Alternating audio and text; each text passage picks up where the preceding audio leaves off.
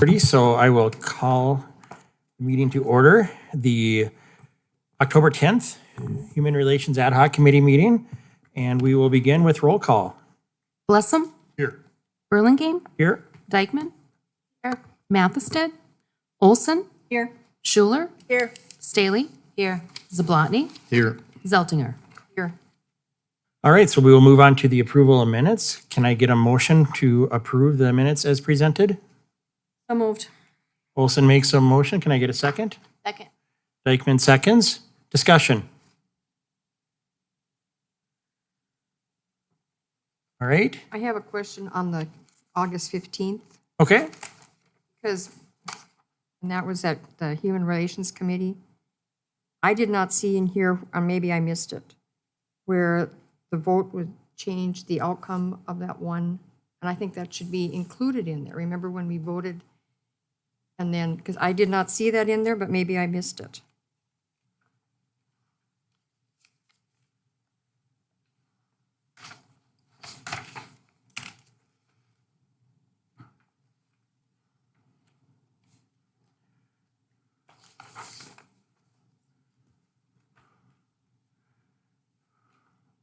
So which motion, Lan?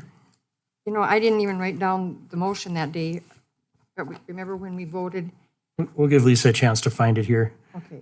I don't know it depends on what motion we're talking Yeah, about. I'm thinking it was my original motion to have us cease work.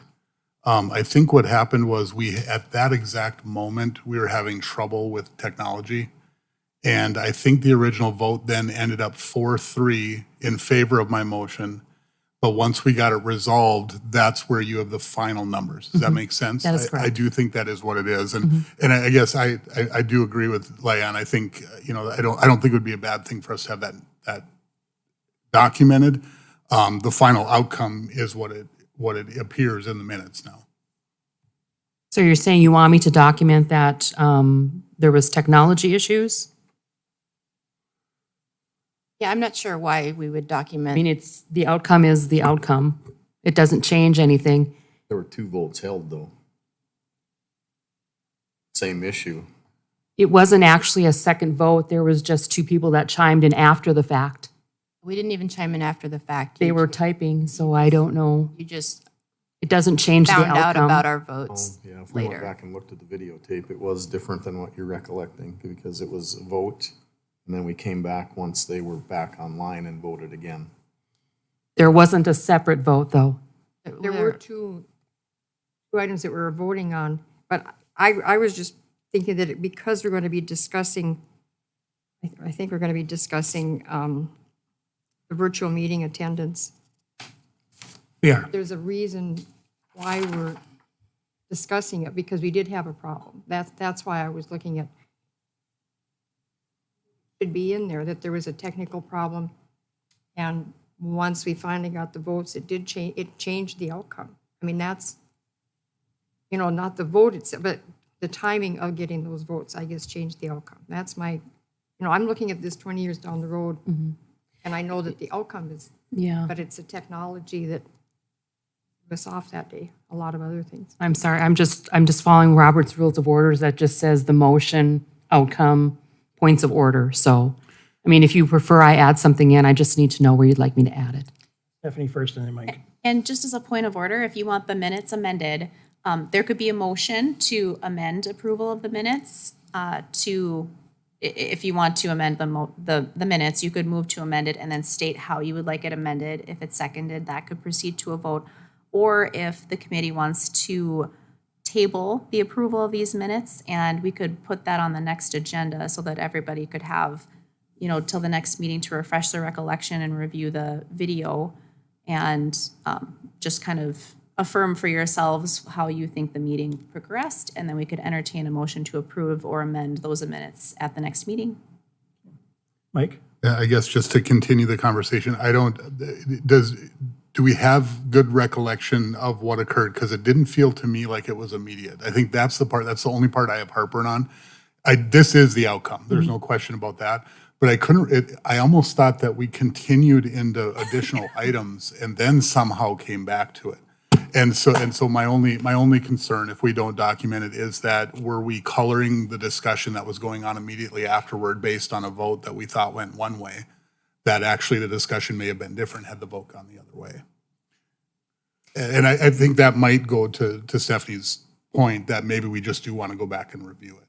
And so I guess just to further our discussion, right now we have a motion to approve the minutes for all 3 meetings. I guess I would bring in an amendment to approve the second 2 meetings, because I don't think we have questions there, and to table the first for further review.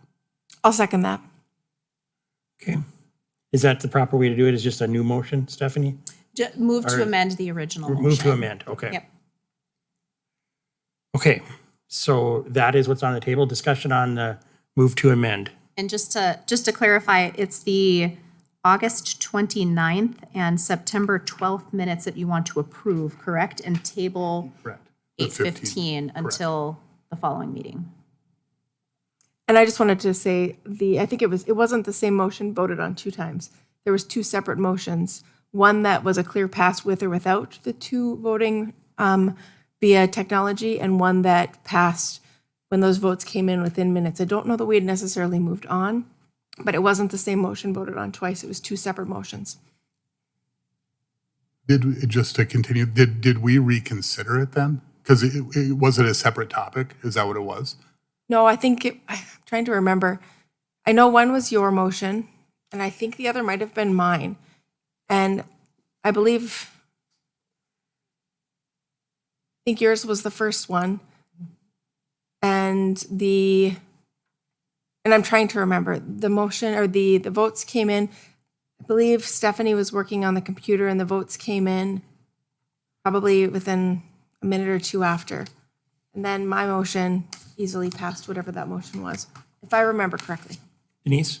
Well, the experience of the people online will differ from your experience here in the room. So like we were able to hear the proposal, the motion, and then when we tried to speak to chime in on our vote when we were called, we were not able to be heard in the room, right?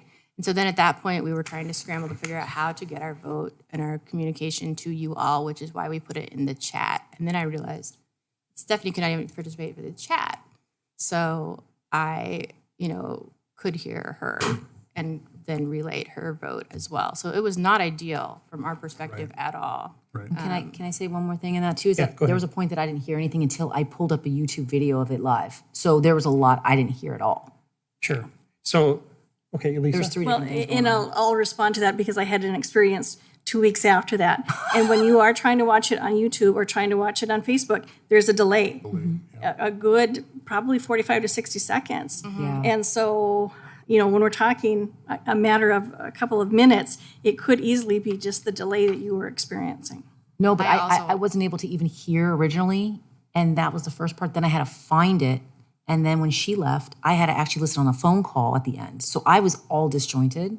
So I would like to approve going back and regurgitating everything and let me see what it was said. And I feel better about that. And again, I don't think we have any outcome wrong. So I think we're in good shape there. I think all that we would be looking for, and I think maybe what Lyanne's getting at is, we may just want a statement in there that helps explain a little bit of what occurred. And I think that's going to be fine. So I guess my suggestion would be that we as amended, approve the 2 sets of minutes and come back to the third next time. Yep, and that's what the motion is right now. So, any further discussion on that? No, I think it's good to document that. Okay, call the roll. Lessem, Yes. Burlingame, Yes. Dykeman, Olson, Yes. Schuler, Yes. Staley, Yes. Zablotny, Yes. Zeltinger. Yes. Okay, now Motion is amended. the motion passed as amended, or do we vote again? We have to do the That motion was as the amended. amendment. Okay. So now to vote on the motion as amended, any further discussion on that? Okay, call the roll again. Olson, Yes. Schuler, Yes. Staley, Yes. Zablotny, Yes. Zeltinger, Yes. Lessem, Yes. Burlingame, Yes. Dykeman. Okay, the motion passes. So now we move on to old business, which is ironically what we were just talking about, which is discussion on the virtual meeting attendance. Is there? So go ahead, Scott, Lisa. well, we brought this up at our last meeting largely in part because of the experience that we had had both at this committee level and at the city council level. And, you know, following some discussion, we determined that we should table it. At this time, is there anyone that is able to report on whether or not we've had any improvements? I know that a consultant was due to come in. Do we have anyone, Steph? Steph? I can speak to that. I just spoke with our new public information officer, Jennifer Kleen, and Brian Obenchain before the meeting started, and they've met with the consultant, they've troubleshooted, they have some solutions if they do have some tech issues. They encourage, though, if anybody is going to participate virtually, that they reach out to them before the meeting so that they can do a test run, troubleshoot everything, and make sure that it works accurately, especially if you've never appeared via Zoom before. There are some just technical issues that can come up for each individual person depending upon where they're trying to connect from the meeting from. If they have a reliable wireless signal, if they're traveling, things of that nature. So it's possible. It's been successfully done since that meeting. But I mean, it is in the committee's discretion as to whether or not they want to allow people to appear virtually. Mike and then you two. Okay. So to facilitate the discussion, I'll bring a motion that says that we need to be in attendance to participate and vote. Again, not necessarily advocating that right this second, but we'll start on that side with a motion and see where we end up. Okay, so Mike made a motion that we need to be in attendance. Is there a second? I'll second. Miranda seconds. Okay, Denise, you are next. Well, as I've repeatedly stated, you know, I work remotely. I'm on Teams every day participating in my job across the country. This is technology that works and can work for us. We have this nice setup that's designed to do this. We should be able to take advantage of it if people are not able to be here in person. I actually pulled up the Teams meeting tonight. It's on my laptop. I'm sitting here with you live on the thing right now. And it seems to be working just fine. I don't know why we couldn't have this broadcast on our screen. In fact, we could probably try it and it would probably work. So my strong preference is to maintain the ability for committee members to be able to participate remotely, as that is the way of things these days and will be in the future. Christine? I just want to mention, you mentioned Zoom when you just told us that. You didn't say Teams. Excuse me, it's a Teams connection that the Okay, city works. 'cause I was So thinking Zoom, If I I said can Zoom, get. I misspoke. Okay, no worries. I just wanted to make sure if something was changed in that factor. No wonder. Okay. Because I know Zoom works for me. so. Scott? Yeah. And I'll vote against this motion as well, just knowing that not everyone can be in this room at the same time, but a lot of times they can make themselves available via technology. And so I've done it in the past, and other than one time, it worked very, very well. And I think if people are willing to give up their time when they're out of town, whether they're on vacation or they're at a work conference or whatever it is, if they're willing to give up an hour and a half to attend virtually, I think that they should be given that option. I think that one thing to keep in mind too is that going along what you said, like the person calling in has a certain responsibility as well. They need to make sure they know how this stuff works. They need to make sure they know how to hit mute.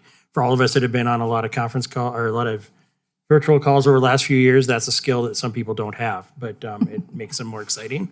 But it's just, yeah. So Denise? Yeah, another point, I mean, since we are the Human Relations Committee and, you know, ostensibly committed to diversity and making our public spaces more accessible for people, it is important to be able to consider people who, you know, might not be physically able to come and sit here and still be able to participate in their government, still be able to be on this committee. And having that virtual option allows people to do that.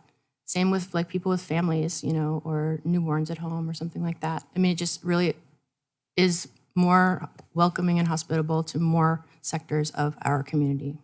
That includes, can I say something? That Yeah, go includes ahead. closed captioning, because closed captioning is huge. I have plenty of times that, of course, I could hear myself, I'm able to, but there's times I want to just read what's being said. So some people can't hear by default. So that, I agree with Ms. Degman. Travis? I'm going to be opposed to this, and the primary reason is, for reasons that were just stated earlier, is there were votes made while individuals were online and they didn't hear all the conversation. There's only one way we can assure that you have all the information to make the appropriate vote or your best vote, on the issue, and that's be here and be able to hear it. We don't know when somebody's not or not connected or can't hear or has technical difficulties, and I think that's problematic in serving the role that you're volunteering to serve and not being able to, take in all of the information. And in addition, communication is not only what we hear, it's what we see, it's body language, and I think that's important in a meeting, even though sometimes there is none, sometimes there is. And so I had, I guess, asked last time that at a bare minimum, if we approve this, that, I understand the screens are set up where if you're remote, you can at least be on a screen and be seen by the rest of the committee. So, and that would apply whether it's this meeting or, I felt the same as a constituent here when, the council, if someone's on and I can't see them, I can only hear them. I'd like to see them ultimately in the meeting. So that's my 2 cents. Mike? And I certainly understand the idea of the commitment that each one of us is making to be involved. And I think that's really important. We're all certainly doing that. One of the things, though, I think at least some of us are taking that a step further to ensure that these Tuesdays we are here and sitting in this room. And I think I'm not downplaying what anybody else has going on, but the point is that I've got other commitments. I've got things, right now I'm going around the state and doing some speaking, and Travis has got other commitments. I know that from his work that he does, but we are dedicated to being here for these nights. And I think there's a portion of that we don't want to lose as well. What I would really hate to see is that a committee like this, suddenly we've got the chair sitting there and maybe the parliamentarian and no members. I'm not sure what that says to the citizens of the city at that point. I'm all for, making things accommodating and work for people, but there's a certain level of commitment that we're all making, and I'd like to see us continue that to be here. Ryan? I'm one of those that is not real tech savvy, and I've been on a few. I've done any Teams, I've done Zoom, and my concern, again, whoever's out there on the Teams, how they would be able to get to us right away and let us know, I can't hear anything. I don't know how all that troubleshooting works. I mean, I would have been frustrated in your position because. Well, I was in the room first, but I wasn't aware that I wasn't able to hear. So I feel like we should have had a sound check or some type of test first, but I didn't know until it was already too late and the meeting already progressed. Is there a process that we're supposed to? That Stephanie, you kind of mentioned that's what you would prefer, right? Or that what they would prefer? I shouldn't say you're not the tech person, but you spoke to them, so. Yes, so our public information office is the ones that is in the tech booth that's behind you over there. And so their preference would be that if somebody is going to appear via Teams, that they reach out to them, do some troubleshooting. So that way, if there is a sound issue, a wireless connection issue, they can kind of try to help through that before the meeting starts. If I may. Yep. Continue. So I have my laptop currently hooked up to the city's IT system. So each one of you has a screen in front of you that's showing a live feed from my laptop. And so I can just do a really quick demonstration about what this looks like if you were to appear virtually. You'd receive a meeting invite that looks like this. And this is what you would add to your calendar. It would come in the form of an email. At the bottom of that invite, it says Microsoft Teams meeting. Join on your computer, mobile app, or a room device. And you would click this link right there to join the meeting. You can continue in a browser, or if you've downloaded the Microsoft Teams software, it's going to open up this separate window. Now, this indicates my camera is turned off, but I can turn that on and you can kind of preview it. You're going to see a picture of my face. Probably want to shut the mic off. Yes, I believe I have. Over here is where you turn the microphone off. That's especially important for if you're up here and you're trying to look on the chat or something, if you're going to join while you're here at the dais, because you're going to experience some feedback being so close to the microphones. And some who've watched these meetings before or council meetings may have seen that happen before. So then you click down here and you join. And that will take you into the meeting room. Lots of Denise's in it. Oh, that's cool. And I think it is fractured because we're also seeing Brian Obenchain's desktop on the left. And that is showing, he has numerous screens behind the window that he's looking at. So I think that's what you're seeing there is they're all condensed into what Brian Obenchain is seeing in the back room. And then if you look up in the upper right-hand corner, you see the SS for Stephanie Stahlheim. I don't have my camera activated, so you're not able to see me in the meeting. But if I were to activate this mic up here, I'd be able to talk. If I activated this camera over here, there's me. I could give you the visual of what I look like were I sitting at home or up here at the dais. And then if you want to share your desktop, that's to the left of the red leave button. And if you decide you've had enough and you want to leave, click that button and you leave. So it's relatively simple. It's pretty user friendly, and we've had some really good success with using it before. We've actually used it for years now over at City Hall at the former City Hall without issue. It's just recently we've experienced some tech issues, and unfortunately you guys have kind of caught the brunt of that. But our PIOs are confident that we should be able to figure this out moving forward. So if somebody is traveling, they don't have access to a laptop, or if they're using their phone or iPad like I use, has it been tested on those two types of devices? Because I just tried to click on the link that Michaela sent us, and it says, if I hit join meeting, it says Safari cannot open the page because the address is invalid. So that would be a reason why you'd want to contact the public information officers. And they See, can I wish I had known troubleshoot. this first before I did it, before we had this problem. Most likely, are you trying to open it on your phone? No, I use my iPad. iPad all the So time. most likely you have to upload the app on your, if you're going to do it on an iPad or a phone, it doesn't go through Safari. So that's one of those little Okay. quirks that I've learned the hard way. So I have to delete So- some things so I can fit it in. Yeah, probably. Yeah, I think it's like any of these technologies where you kind of just have to do a little bit of a sound check, system check ahead of Sure. time to make sure it works. Okay. So, Scott, one last point. We're looking into the future. I mean, I think we're trying to fix a problem that happened in the past, but we're also looking into the future. We don't know what we don't know. We could have another pandemic. We could have a completely virtual committee. I serve on two. I was in a board meeting for an hour and 45 minutes just prior to this meeting. It was all virtual. Had members from 9 different counties. We didn't all have to travel to Minot because we could do it virtually. So I think that this is how things are done, and I would feel most comfortable leaving the option open for people to be able to attend virtually and to vote virtually.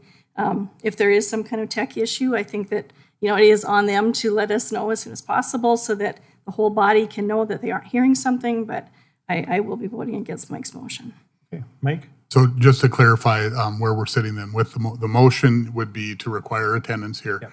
A no vote on that, and should it not pass, we would revert to it being okay for that to occur, right? Just to make sure everybody understood where we're at. We don't need a motion in the opposite to make it okay, right?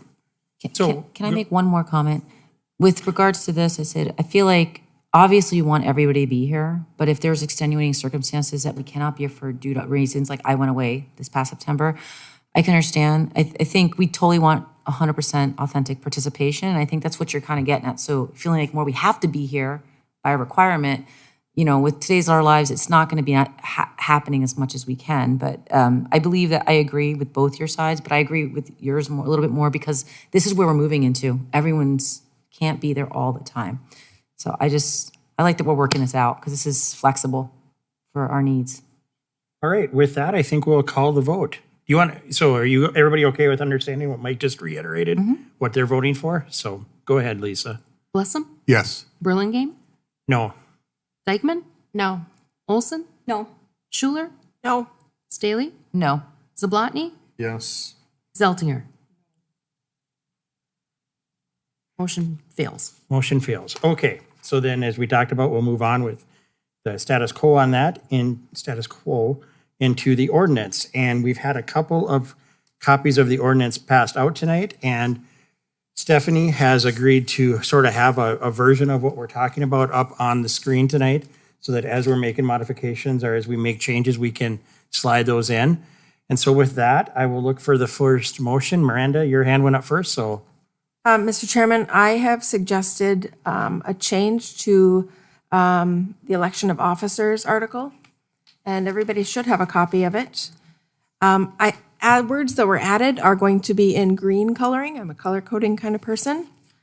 Things in red that have been struck would be removed from this portion of the ordinance.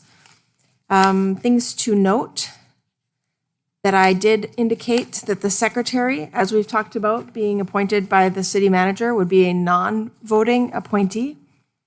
And then we had talked previously about the parliamentarian being an appointee of the city manager's office, the city attorney's office, appointed by the city manager. That position also being a non-voting appointee. And that the chair and vice chair be nominated and elected by a simple majority of the HRC members. Keeping the annual elections from the currently appointed membership. Those would be the main changes. So everybody's got a copy of it. That would be my motion, is to make the suggested changes that you all have in front of you. And I believe, are you able to put that up on the screen for anybody else that might want to see it? So we have that motion. Is there a second? Second. All right, we have a motion from Schuler and a second from Olson. Now we can discuss. So Stephanie is pulling it up. That's it right now for everybody that is at home. And everybody that's here has a copy of it. And if your eyes aren't so good, it might be better on the screen, speaking for myself. Mike, go ahead. Okay, so also hopefully in front of you, and Stephanie also has mine, I have sort of a competing motion that could be brought. And I think it'd be instructive for us to at least look at both as we're doing, because certainly, we may decide that neither one of us has it exactly right and we like things from both. And so I would suggest that we do that. And Stephanie, if you don't mind having that available, if we did want to refer to it. The thing that I will mention in my version is that I laid this out as an appointment of the mayor. To me, this committee long-term serves at the pleasure of the mayor and the city council. And I believe in many, many cases, the mayor has that discretion in most of the committees that are out there. And so that's really the way that I would like to see that. So it's an alternative, is what I'll say. And there are ways that we could integrate portions of that or look at both at the same time. Can I just follow up to that? Yeah.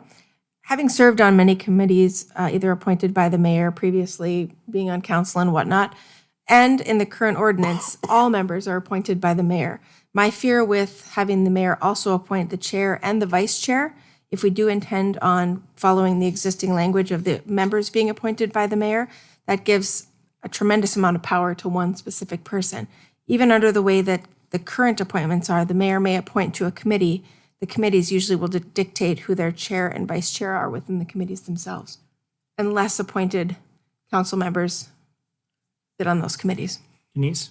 I agree with Miranda. I think that, especially on a committee like this, it's important to make sure that we are intentionally creating a body that is not necessarily controlled by the same powers that are typically in control of these sorts of things. You don't want to preserve the status quo. You want to be able to have people from more diverse walks of life participating in these meetings. And to do that, you sort of need to disrupt the status quo, right?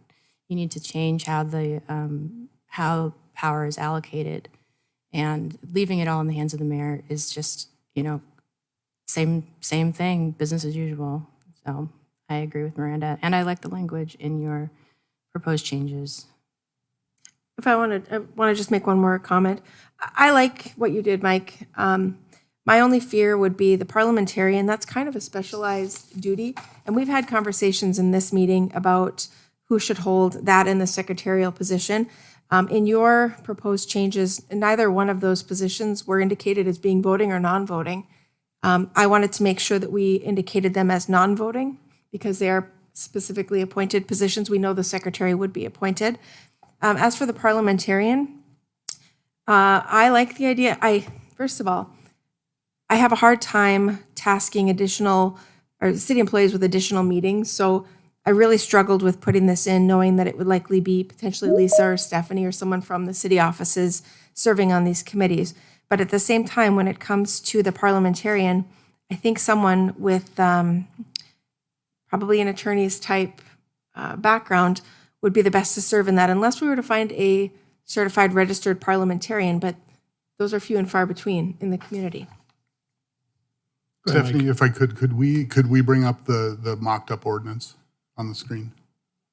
Because I'm trying to remember where we ended up with duties. I'm wondering if I caught that at that point. So I used the changes from the previous meeting as I worded these. Yeah. So if you notice, it says in mine, I think Article 10, I just want to Number see. 4, your parliamentarian shall advise the chair to ensure that all meetings are conducted in accordance with this ordinance and accepted parliamentary procedures, the latest editions of Robert's Rules of Order, when the ordinance does not address the issue directly was parliamentarian. And the secretary was a much larger section. The secretary shall record minutes of all HRC meetings, prepare the minutes for the HRC approval at the following meeting, and post the minutes to the city's website after approval. Also, upon receipt of the agenda from the chairperson, post the agenda prior to each meeting in accordance with the North Dakota state law. That was why I referenced Article 10 on both of those spots there. So if we can look at the mock-up from Article 10, Stephanie, that go down, it'd be duties, I think is what it was called. Officer duties. On the regular ordinance, not your. I want the mocked up one that we passed. The red line. Yep, the red line. Yep. So here we go. Because Miranda, you got it exactly right. We want to make sure we are very clear about voting and non-voting. So my intent would be to get us to non-voting secretary, non-voting parliamentarian. Hopefully we're in agreement on that. And now that I was trying to remember if we solved that in job description, but I'm thinking we did not. Is that correct? I don't see it in job descriptions, but that was why I specifically put it into this part as well. And this may be the right place to put it. I know in the voting section, one of the reasons as we get to that point, when we talk about Robert's Rules of Order, Robert's Rules generally will say that a chair is not a voting member until their vote is required. And so generally they wouldn't vote on a panel unless it was to create a tie or to break a tie. And so in my mind, this also can fit in the voting section. And so I'm open to either one, but I do like the idea of making sure that it's clear, the secretary and the parliamentarian. So I'm not sure that we need to double up. Right. The reason I put it here is because it was pretty vague in that other section in the officers section. So if this was not, if my motion is not approved, and say, for instance, yours is, it would be assumed that the parliamentarian and the secretary would be voting because previously you did not say they would not be in that section. Yep. So I would agree that we want to address that somewhere. And I'm actually not so sure that the duties wasn't the best place to put that. And I guess that would be a little bit of a parliamentary inquiry. We've moved beyond certain portions, but that's not to say that we wouldn't revisit something. I think that would certainly be a possibility in some way. But as we go through this, I think as we identify things that we know are items that we want to include, I don't think we don't want to make ourselves get stuck settling for the wrong spot.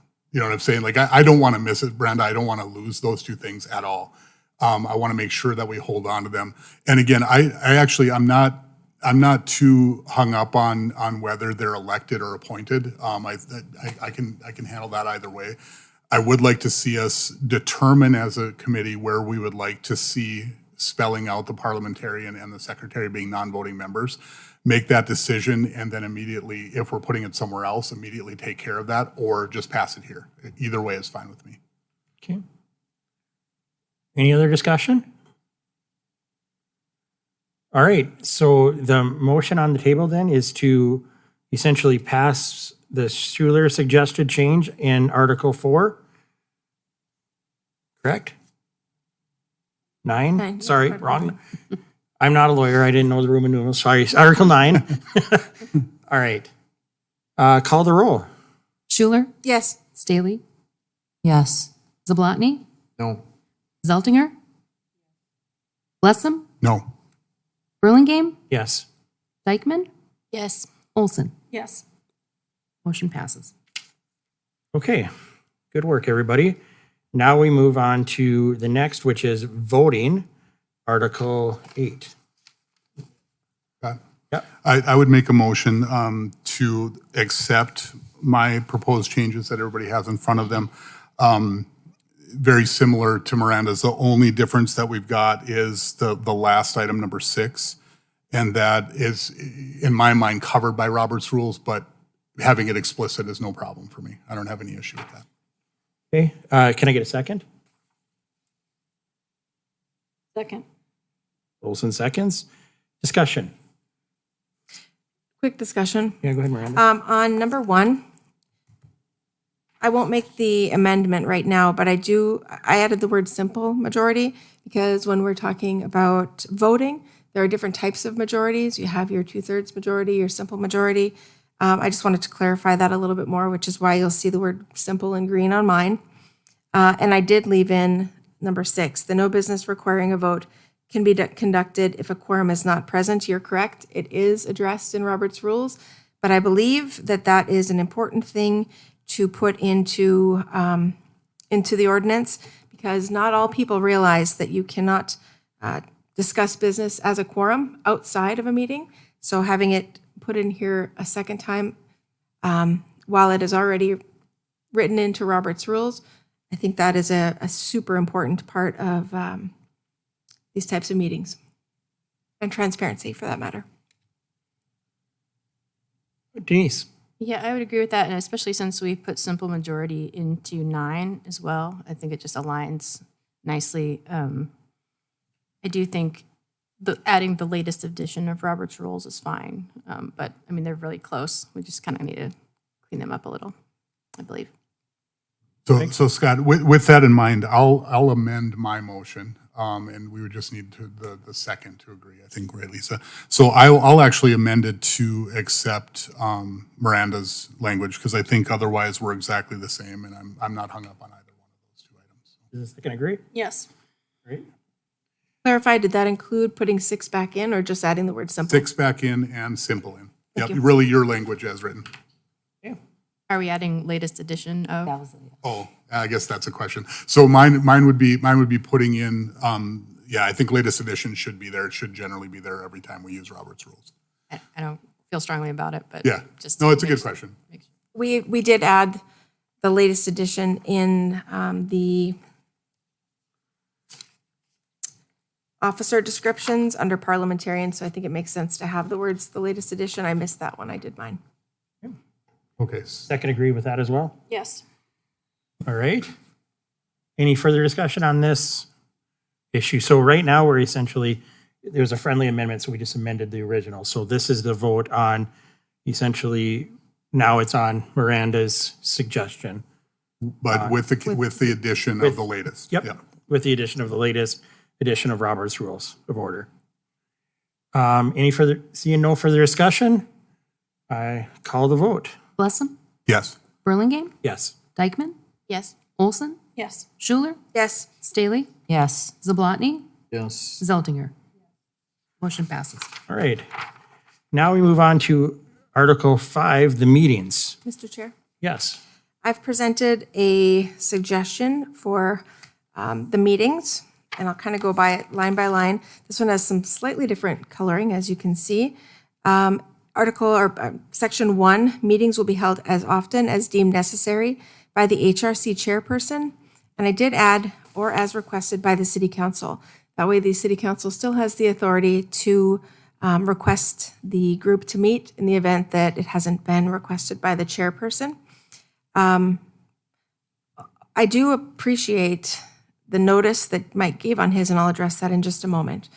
Number 2, I've been through many of meetings. I appreciate seeing all kinds of different agendas, but I wanted to keep it as simple as possible. I believe that the previous meeting format was just, there was too much to it, and I think a lot of us can appreciate that and agree with that. I just stripped it down to call to order with the roll call. You'll notice that I highlighted B, and the reason I highlighted is I want to move it into new business. Then we move on to C, which would be reading and adoption of the last meeting minutes. Striking D completely. Keeping old business as the next topic, just as we did today. Moving on to new business, moving that section B, introduction of guests, new members, and guest speakers. My thought behind this was in the event that this becomes more of an educational type meeting or educational type committee where they're bringing in, diverse groups to talk about what it's like to live in Minot. I'm just trying to think ahead what this committee could be doing in the future. This would be a great place under new business to introduce those people, if there are new members or any guest speakers, because it would be considered new business.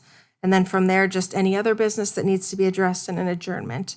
Simplifying the meeting was basically my thought, with the main addition being striking that they would be meeting at least once each calendar month. I think that should be at the discretion of the chairperson. And like I said, leaving the ability for the council to direct the group to meet.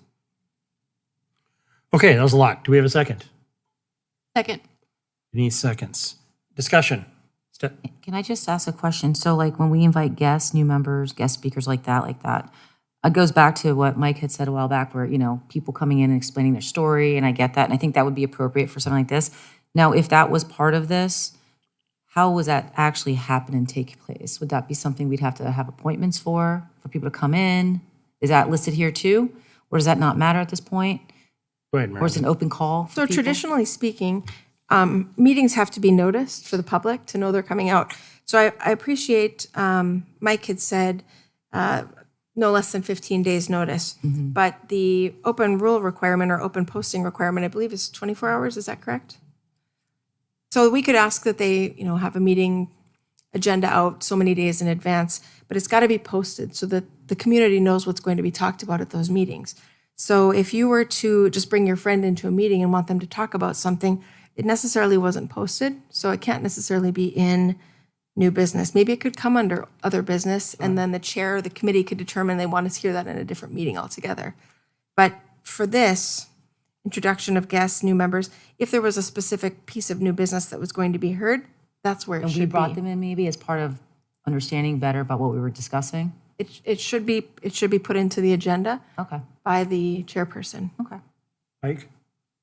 So I guess I think it's going to be difficult for us to guess what agendas need to look like for a long-term standing committee. And that's why, on my sort of competing motion here, I took a different approach, which is to say Robert's Rules lays out all of this for us. There can be some things that make sense for clarity to make it easier to know where to look for stuff rather than going through that big ugly book, because believe me, I've done it and it's not simple all the time. So I'm sensitive to that, but at the same time, I don't know that we can anticipate what these agendas need to look like. I think we're guessing, and I think I like the changes Miranda's going for. I think if we're going to leave the language in, that's probably better than what was there. But I do think we're guessing at what this should look like. And I think we're probably better off leaving it more open-ended to be run under normal order and let the chips sort of fall where they may over time for the committee. One thing to follow up on that, I agree with you, but then for continuity of the committee itself, say for instance, you've got a chairperson who has to vacate their seat, outside of their appointment, and then the vice has to take over or the committee has to reappoint a chairperson. If there is some type of template, it might be easy for continuity of the entire community or the entire committee versus somebody coming in and interpreting Robert's Rules different and all of a sudden creating completely different agendas. If we lay out something, I think it gives them at least a template to follow. We know that it follows Robert's Rules and it just creates some continuity between the different chair people that would be creating those agendas. Denise? Yeah, I'd agree with that. And I also don't think that this is prohibitively complicated and certainly allows for enough flexibility for, the committee to add new things to the agenda or, create the meeting they want to create. These things seem pretty basic to me. Mike? I guess I don't disagree that it'd be nice to have sort of a framework, but I think we get it just as much of that framework from the agenda immediately prior to when that person takes over. I think the continuity that the committee would build itself would give us a lot of that information and help them kind of understand where they need to go with Robert's Rules always underlining it all. Okay. Scott, just a quick question. Old business, and I don't have Robert's Rules in front of me, but is it unfinished business or is it old business? Parliamentarian, do you know?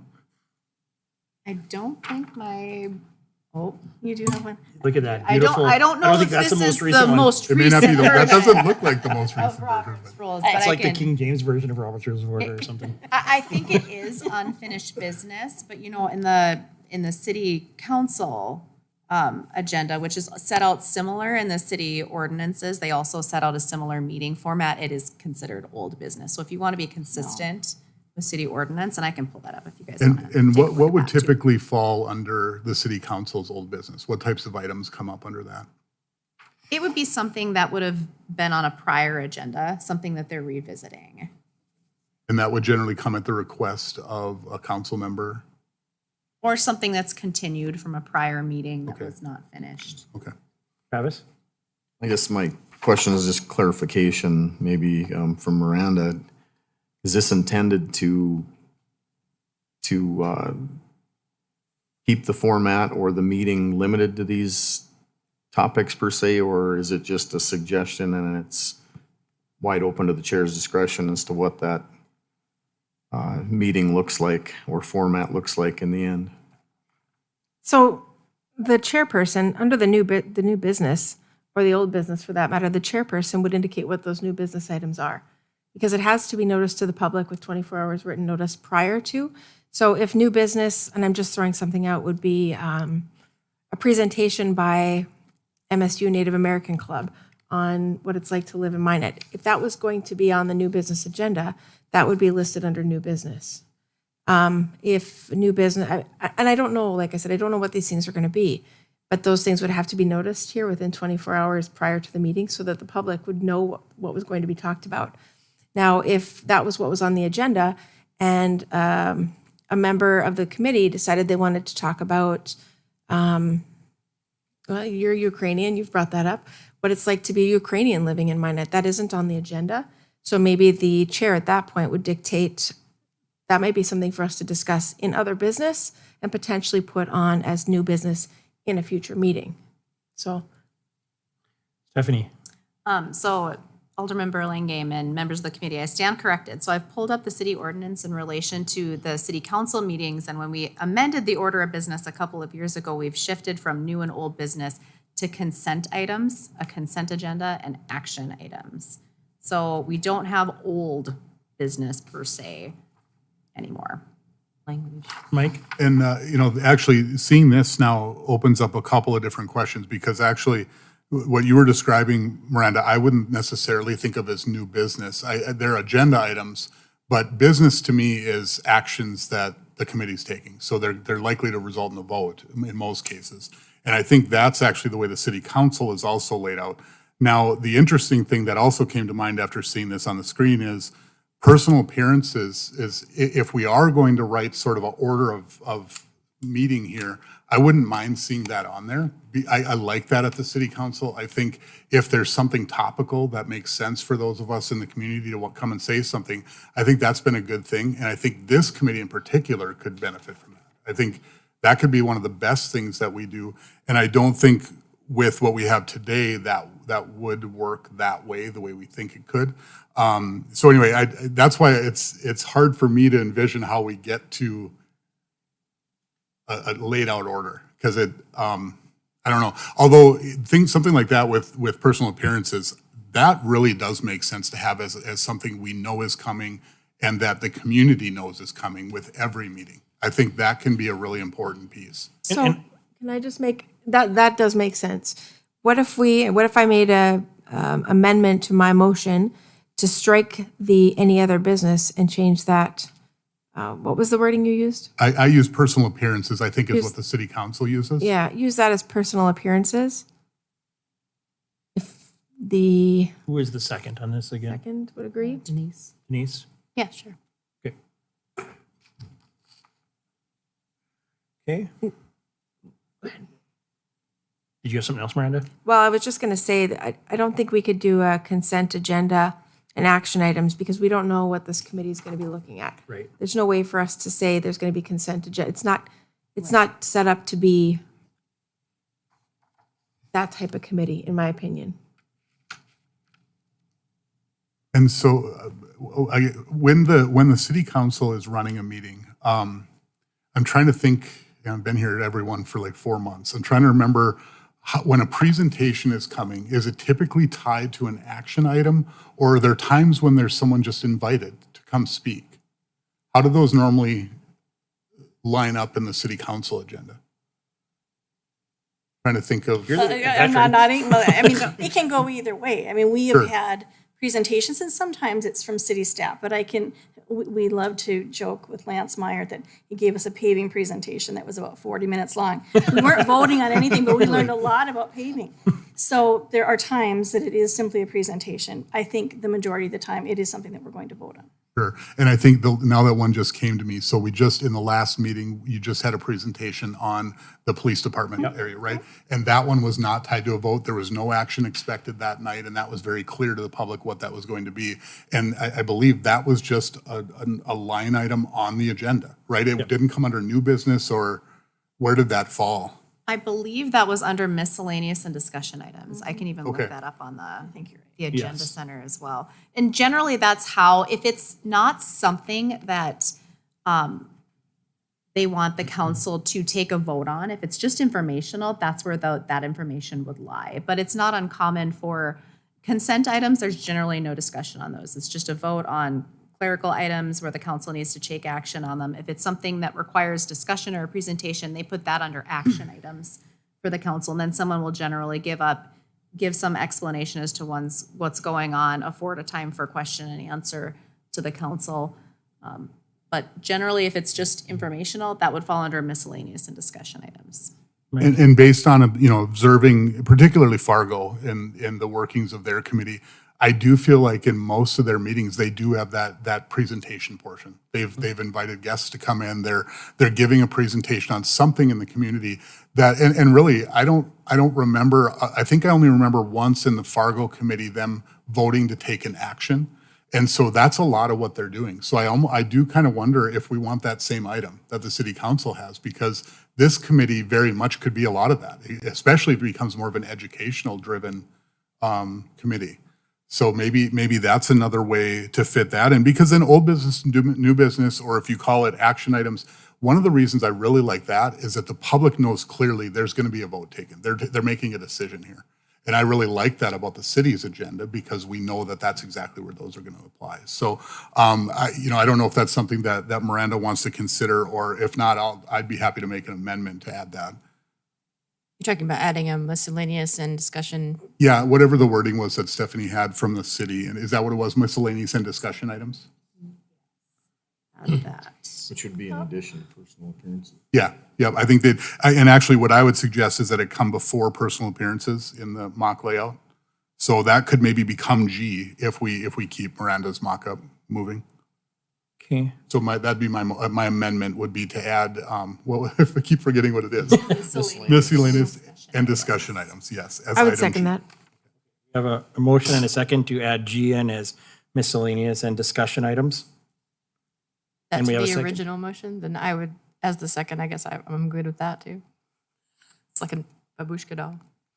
Now I'm confused. I don't think we need that, because I think the amendment stands on its own. Okay. And so we Yeah, can vote on this this amendment. Yep. This one. Amendment, so if Friendly there's as a ours. motion and a second, whoever is making the amendment would propose the amendment, the second, if they're agreeable to it, and then the body has the opportunity to object to it too. So if somebody is not comfortable with that amendment being made, this would be the time for the body to object to it, and then a motion could be made if necessary in that regard. Just for clarification, the first friendly amendment was me changing other business to personal appearances. That's where we agreed. We have not yet voted on that friendly amendment. We don't need to unless someone objected, right? Nope, and Yep, I don't exactly. believe anyone objected. I don't believe so either, so I just wanted to clarify that. So Yes. that was done. And I don't believe anyone's objected to G as well. G being amended to miscellaneous and discussion items. So with that, we then have added in G because there was no objection, right? Yes. So at this point, we're looking at Article 5 as it is, with G added in for miscellaneous and discussion, and H changed to personal appearances. So a point of order, quick, Scott. So Miranda amended her own motion, and the second agreed with no objection. I'm actually amending her motion. So in my mind, we would need a vote on this one. Are you agreeable to the amendment? Oh, okay, that's a different question, I guess. How I interpreted just- it I was got that. you. Speeding up a it step was here. I It's see a it. friendly amendment to her motion and she didn't object to it. The second didn't object to it. Is that Okay. where current? That was That's how what- I interpreted it. That was and kind if- of my way of making it a little clearer. And if So- there's no objection to that, then the original motion would stand with the two friendly amendments because there's no objection that I've heard voiced. And then we could proceed to a vote on the motion. So if I do have an amendment, now would be a time to make it. All right. So I would move that we would change the wording of old business to unfinished business per Robert's Rule of Order. I'll second that as well. Okay. Who seconded? I'm sorry, I heard it, but Miranda, okay. So this is a separate motion now.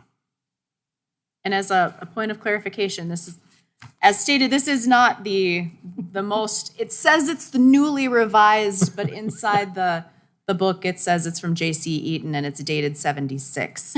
But it does state, order of business will be the reading and approval of minutes, reports of officers, special reports, special orders, and then it's unfinished business and general orders before new business. So is there any reason why that can't be considered a friendly amendment as well? Would you, the chair and the second, Yeah, well, you I made am- the seconded, so. I seconded, so I'm fine with it. Are you okay with that, Denise? Yes, I am fine with it, Scott. All right. I was just going to reiterate one thing. We talked a lot about old business, new business, consent agenda, action items. And previously I served on the Minot Public School Board, which is another taxing entity. And they do work under the old business, new business as well. So while it may not be the most current Robert's rules or maybe what the city's using, it is still what another functioning taxing entity uses. And, go ahead, Mike. Okay, so then I wanted to bring us back then to the discussion in point one, because I think there are a couple substantive things yet that we want to talk our way through just a little bit. I think maybe the combination of what Miranda added in green, I don't mind that. I think whether we had, as requested by the city council or the mayor or something along those lines, I don't think that's necessarily a bad addition. But I do also, I guess I would ask the rest of the group, do we feel comfortable with what the law reads for notice requirement? I put 15 days because that's generally what I like to do in the different organizations I'm a part of. Is that correct? Is 24 hours all that's needed for that call? Mr. Blessum, it's reasonable notice. And so there's not a specific 24-hour rule with it. It's just what is reasonable. 24 hours would be considered reasonable by most standards. And I think that's where most organizations will look at that as reasonable notice. But it is taken on a case-by-case basis as to what's determined as reasonable. And with regard to that, that would be the agenda being released to the public. Yours with the 15-day notice for the call for the meeting, that does give people the ability to adjust their schedules to be able to be there. Right. So I do actually like it. I think 15 might be a little far in advance for the simple reason that there could be an issue that is pertinent and needs to be addressed in a much sooner fashion than 15 days. So I appreciate the fact that you put that in there, but I would suggest we go with a 5 days notice and a 24-hour posted notice, simply because, like I said, there may be something that comes up that needs to be heard prior to the 15 days. Go ahead, Mike. And so to kind of continue, Miranda kind of hit on a little bit of what my thought process was. One of them was that I like it being at the discretion of the chair. I think that's generally how we really should have committees working in the first place. But what I didn't like was the idea of, oh, we didn't meet for 4 months, but now we're meeting tomorrow and you better hurry up and get there because I'm bringing big stuff to the meeting. So I wanted something that offset the two. I'm perfectly happy with the 5 days. I think that makes sense. So I think, I guess what I would do then is I would bring an amendment that would replace Miranda's number one with mine, but with the change to 5 days notice. Okay, so we have a motion. I'm sorry, let me add one thing. I don't want to lose that the mayor or the city council could also do that. So actually we could stick with Miranda's and add my sentence with 5 days, add my underlined sentence with 5 days. But the first part of Miranda's is fine. I Okay. would second that. All right, so we have a new motion on the table, on the whatever, in the room. I'm losing my train of thought here. Any further discussion on that, Travis? My thinking is that 5 days is a little bit short. I don't know if those are business days or those are weekends or what those are, but you know, I think at least a week, minimum 7 days, you know, it's pretty short notice. And I can't imagine what this committee would need to do in 5 days, because we don't have any authority to do anything anyway. We're just a body that reports to the city council, so I don't know why we'd need such short notice to conduct a meeting on that regard. So I would hope that we could amend that to a longer period of time than 5 days. Denise? Well, let's say, for example, we had some sort of like George Floyd incident here in Minot, and we needed to respond, like as the city, as our committee, in some kind of way, and pretty quickly. What type of incident? I didn't hear you. George Floyd. Like some kind of George Floyd incident or something like of that nature, right? Where our community was like very upset or needed an outlet to speak to But city again, I don't officials think or that's whatever. going to be in the short term, that's going to be something that this committee addresses. Maybe the mean- long term, if it happened, we might be looking at it in the long-term parameter and giving recommendations to the city council, but that's going to be their responsibility to do. I would say, I don't think the 5 days is too short or too long. There's nothing saying that the chairperson can't call the meeting still 20 days in advance. They just have to be at least 5 days in advance. I don't think the 2 extra days is going to make or break anybody's schedule. Having a 5-day required minimum notice, we could say, yeah, it says no less than 5 days. There's no reason that the chair couldn't call it out still 7 to 10 days in advance, giving the members time to plan accordingly. That just gives them the ability, in the event that there is something that they need to meet sooner, or the council, maybe there's a guest in town for a special event and they're only in town for a certain amount of time. That gives the committee the ability to meet in a sooner fashion. Yeah, I think that's important to say. We're setting the minimum standard here, not this is when it shall be, but minimum of. Did you have something, Lisa? So if memory serves me right, we've gone through the Attorney General's training several different times. And if I remember, the Assistant Attorney General had indicated that most committees need to have a calendar, a 12-month calendar with set dates. And so when we're looking at this, it would be a meeting that's outside of those set dates. Am I remembering that correctly? So the city councils need to have they can have their agenda set a year in advance, and they can publish that without having to publish notice consistently of that meeting agenda. So that's one notice of one published, but then you still post before the meeting. So you can post regular meetings if the committee feels like if this is going to be a monthly committee, if we think that it's going to meet that frequently, you could certainly do that. So just to follow up then, so if there were a calendar that were set for 12 months and something came up, then the chair with no less than 5 days could call a meeting of the Yes. committee. And as amended, and so I'll ask the motion maker to look at the screen in front of you and confirm that that's the intent behind the amendment. It's not quite. So what I think we'd want to do is we'd want to strike "or vice chairperson." Okay. So that would be struck. And then we need, before the word "as," we need "or." Or as requested by city council. I think that's where we want to get to. Okay. Yep, there you go. And the notice sentence at the end is accurate? Yes. And so just to follow up on what Lisa was saying, I think actually with what we've got, although it's a little convoluted, I think it actually allows all of those, because I think the committee could decide collectively that let's meet monthly for the next year and let's publish that it's coming, because we're always more than 5 days. And at any time with 5 days notice, they could call a special meeting. And so I think those all get encompassed within the language we've got right now. Okay. Any other discussion? Or, go ahead. Want to add word special in there then?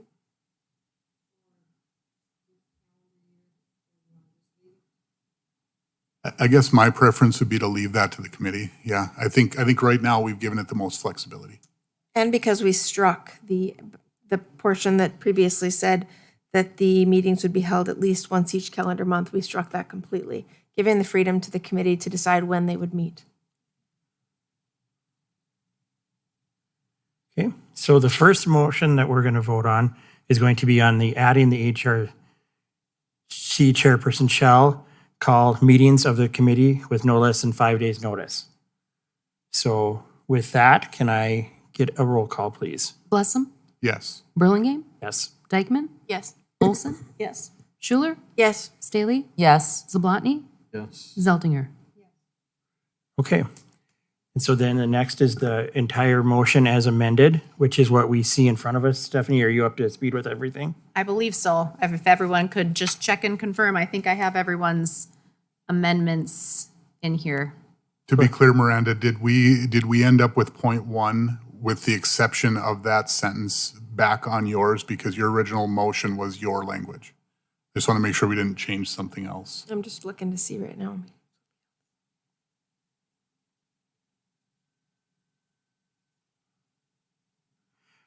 I think maybe we did. I think Yes, that, I it think looks we're, good. Guest yeah. speakers. First off, I'd like to compliment you, Stephanie, for having this. It's really Yeah, nice to that have helps a this, lot. as opposed to just, my notes all over the place. So, okay, any further discussion? All right, so we'll call it as amended in front of us right now. Roll call. Schuler, And I'm just looking at Oh, one thing. sorry, I thought you were ready, Miranda. Yeah, I'm good. Yes, yes. Okay, Staley, Yes. Zablotny, Yes. Zeltinger, Blessam, Yes. Burlingame, yes. Dykeman, Yes. Olson. Yes. Motion passes. All right, and so next on our agenda is potential meeting dates. So the next original meeting date was October 24th, or the next meeting will be October 24th from 5 to 7:30 right here in this room. Potential other dates. So there's a couple of things. You can see we have proposed November 14th, November 28th, November 30th, and December 12th. Co-chair Olson and I had a conversation, and we're wondering if we could eliminate the December 12th meeting, make that November 30th meeting with the finalizing things and then the public discussion. Am I phrasing that correctly? Yes. It would lead with the public discussion and then have the final recommendation. So, any, we don't really need votes on this, do we? We just need input. Well, we're looking for input, knowing that December gets crazy, and even since Scott and I came up with these dates, we've had, 2 or 3 more December things thrown in there, and so if we think that we could accommodate the meeting, and I don't think we'd have an end time on the November 30th meeting. If we have 100 people here, we're gonna listen to 100 people, so it might be a longer meeting. But if we could have the public discussion on the 30th, followed by a recommendation, all of this is to get it to the December 18th regular city council meeting. With our recommendation, we also know that there's a chance that we won't have a recommendation, and that's fine. The city council will have to take action on the moratorium on the December 18th meeting if we do not have a recommendation by that point. And to clarify, the public discussion for November 30th, is that for them to see what we've worked on so far and go over and make sure we can kind of move forward? Okay. That is the intention. Okay. All right, hearing no objections to that, those will be the future scheduled meetings, and hopefully everybody can attend them and we can do it. But again, I also fear too that once we get into December, it just gets a lot harder to attend meetings. It's a tough month, so. So Scott, if I could, I guess maybe it's a point of order. I'm not sure exactly what we would call it at this point. One of the things I want to make sure that we don't lose as we start to get, I guess maybe we're getting to the back half of this part of the discussion. We're certainly going to be working our way through the ordinance as it's laid out today. As of right now, I have at least 2 articles that I'd like to add or at least bring them for consideration. So I don't want to lose the idea that once we've gone through what's already on paper that we're done. I think there's other additional discussions that I know that I want to bring for sure. And so I'd just like you guys to kind of have an idea of where that might slot in. You know, maybe we're best off finishing what's already on paper and then talk about other adjustments that we might want to make at that point. I just want to make sure it was on your radar. Thank you for letting me know. That would be my preference as we Okay. finish this up and then have at that point. But please continue to remind us of that if we forget. So Can I make a suggestion on that point? If there is an item that pertains to one of the articles that we'd be looking at, potentially could we as members bring that to you or the chair, the co-chairs, to have that added to that agenda? So if, for instance, we're going to be working on, and I'm just throwing out Article 12, and Mike has something that maybe would be complementary to Article 12, he could reach out to you guys and say, hey, could we also have this on the agenda? That way we know prior to the meeting that there may be some additional things coming in from other members. I think that would be a good way to address it, rather than wait till the very end and then try to slot it in somewhere after we've done all the work. Yeah, and right now, I'll just throw them out, just so everybody gets an idea of the first two that have come to mind to me so far. Number one, I'd like us to have a discussion on the budget and the fiscal responsibility of the committee.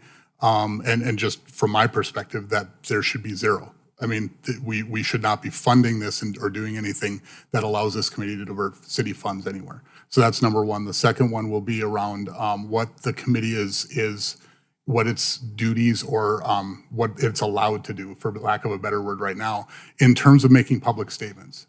This committee works at the pleasure of the council and of the mayor, and should not, in my opinion, be making its own statements in the community.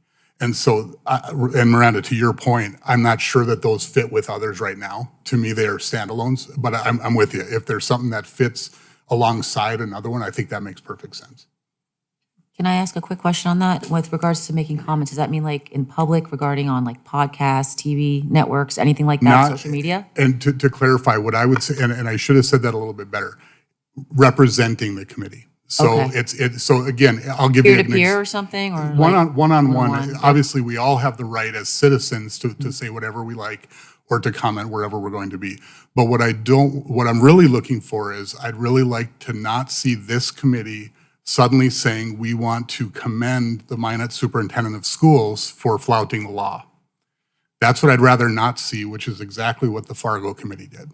And so I don't want public statements from an appointed committee that's acting at the pleasure of the council. If the council believes that that's the right thing to do, the council should do that. I think we Not can an discuss appointed this at a later time. Absolutely. Yep. okay. Any other? So we got that process done. And our recommendations will be hopefully to council by December 18th. And with that, I would look for a motion to adjourn the meeting. Alderwoman Olson makes a motion to adjourn. Is there a second? Second. Miranda, was that you? I'm sorry. All right, all in favor, or signify by saying aye. Aye. Opposed? Motion carries. Meeting is adjourned.